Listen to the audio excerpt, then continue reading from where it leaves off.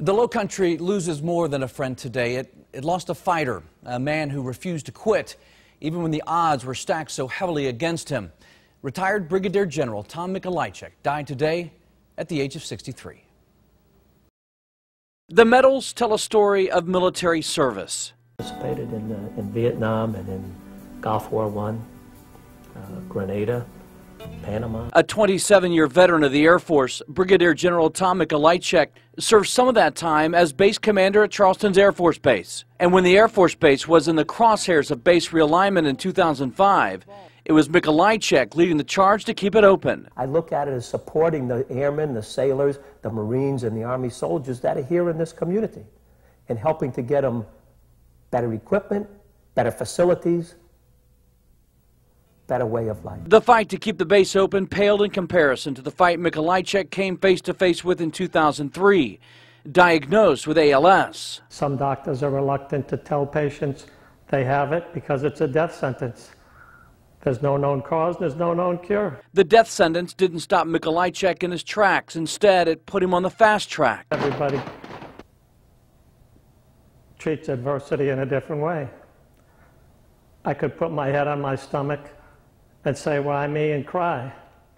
Or I could say, what can I do to help? And help he did, creating not only the first ever ALS support group in our state, but also the first ever ALS clinic at MUSC. I feel that, and Carmen particularly says, God wants you to do this, to help other people.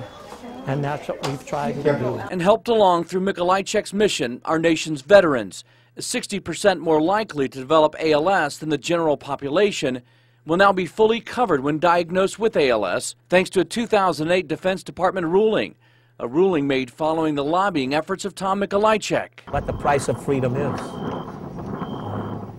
All rings true. Price of freedom today, price of freedom in Vietnam and Korea, World War II. And veterans from every one of those wars have ALS, or had it, or died from it, at a higher rate than our general population. His life captured in pictures tell a story of a family man, a man who rubbed elbows with dignitaries and the distinguished. Tom Mikolajcik made a difference. His legacy created by his tireless and selfless contributions, and now cemented in his death. Seems like a lucky man.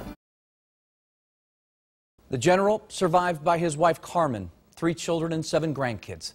The family is asking, in lieu of flowers, that donations be made to the South Carolina ALS Association. You can find them at www.scalsa.org. Tom Mikolajcik was 63 years old.